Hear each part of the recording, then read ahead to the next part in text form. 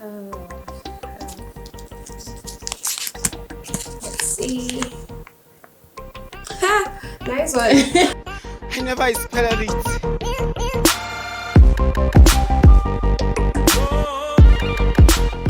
Hi, I'm Vivian, and this is. And I'm Valia. My name is Webster. Charles here. Welcome to this mental health awareness video. Today we'll be Answering some questions on mental health randomly. So the questions are here on paper, and we're going to shuffle them around and each answer some questions. We don't know what the questions are, so we just answer as we go. just going to shuffle them for her. Okay. Good one. Okay. Question is, what is your opinion on mental health in Zambia?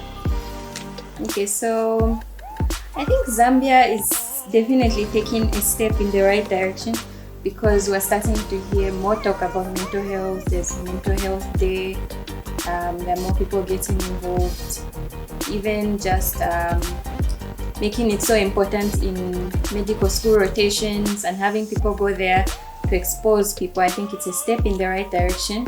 However, I think we are far behind where we ought to be because people are not aware of what constitutes mental health. People don't know what to do with such people or people don't know what to do when someone that they know or someone they love starts having such problems. And so you just end up locking your loved one in the house, or when you see someone with a condition, you stigmatize and say gone mad, because most mental health conditions are seen as going mad. That's what we associate with mental health. So I think that we still have a long way to go, but I have to say we're definitely taking a step in the right direction. I think so too. Okay, I'll just pick this one. How do you cope with stress? Okay, that's a great question. But how do I cope with stress? I have different coping mechanisms. So one of them is just to get some time off what I usually do and chill with my friends, which I enjoy doing a lot, and also getting out of my stressful environment and going home. I think that really helps me. Other times I try and keep fit, try and exercise, which I rarely do. But when I get the chance to do that, I actually do that. So I think. Oh, another important thing that helps me cope with stress. One important thing is prayer. I find relief in praying, having some time with God, and I think that really does help me. It's like my number one stress reliever. Yeah. So as for me, I listen to music, play soccer, watch soccer, and these help me. I also talk to friends actually about stress, anxiety, and everything that has to do with it. And that will come up with ways of solution how to cope with stress and other mental disorders. So you're saying stress is a mental disorder? Not really, it's just one of those that will predispose you to actually mental disorder. What are your thoughts on social media and a person's mental health? Okay, so my thoughts on social media. I think social media is a good platform. By and large, it has come or brought with it a lot of positive impact. But at the same time, it has some negative impact in such a way that you see there are times that, for example, your friends would get to post certain things and maybe things that you may not have, or things that you or places you've never been to. So you find sometimes that creates an edge within you to want to become like them. So I think in a way it has brought with it some negative impacts, and that's why you find sometimes people would tend to go into comparing themselves with others, what they have, what they don't have, and the like. But sometimes others use it for good use, or put it into good use. Okay, others do share the word of God on it, through it, and so on. Yeah, and with regards to a person's mental health, my personal view is that social media, it has shown to me, I think, a downward trend. Yeah, because you see that someone in the process of comparing themselves with others, what they have, what they don't have, this creates a negative impact on their health and ultimately on their productivity. Yeah, I think that is my view, and that is what I think. Social media can impact a person's mental health. When we talk social media, we mean everything, right? WhatsApp, Facebook, everything. Yeah, so like seeing other people's lives, sometimes you compare it to your own life, although I know you shouldn't do that, but it's inevitable. You're going to compare, oh, this person is doing this and I'm not, and you start to have inferiority issues. You can also sometimes, I guess, if you don't get likes on Facebook, it impacts your life, and you think, so you see someone else getting 100 likes in 5 minutes, you get 20 likes in 3 days. So it definitely can have an impact, and there's much more to say on that, but I won't.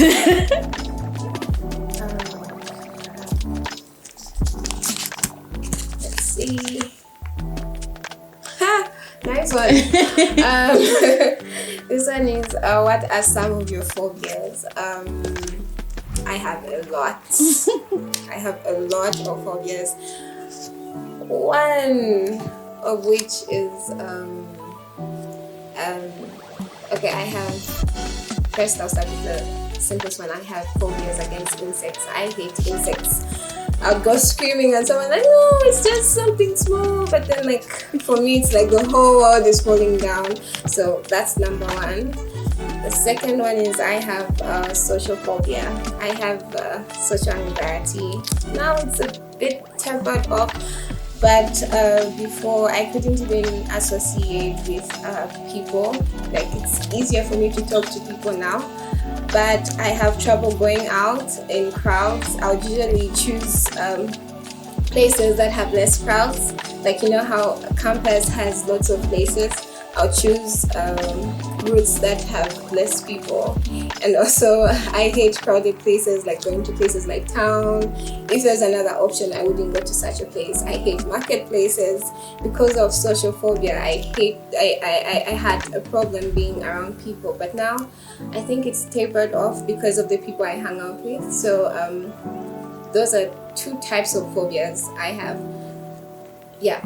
And also I have a phobia of being in a new place, experiencing new stuff. So that's another type. So I think so. Yeah. Now this one is quite interesting. What are some of your phobias?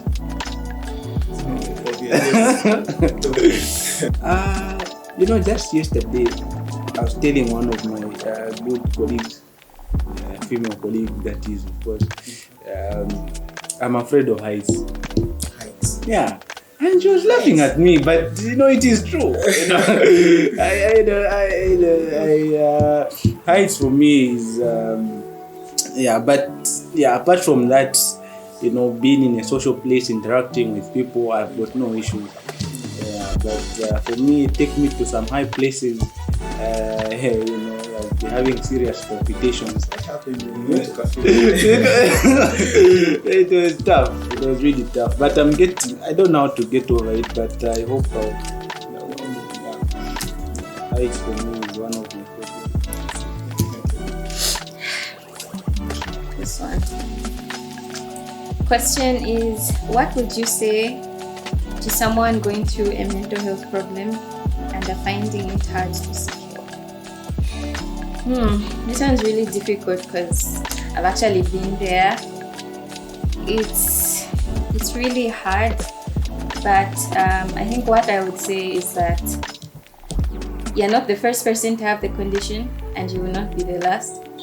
People are out there. We have trained professionals here in Zambia who can help you. You can take someone who's close to you, you can take someone you love, and they can escort you to any health facility. don't be scared of being labeled. At the end of the day, it's about your health and your well-being. Mental health is just as important as your physical health, and it's nothing to be ashamed of. Everyone faces problems, and if you don't deal with it, it will get worse. It won't disappear. So I think that's what I would say. So the question is, how would you encourage parents or guardians taking care of a child with cerebral palsy or autism? Wow.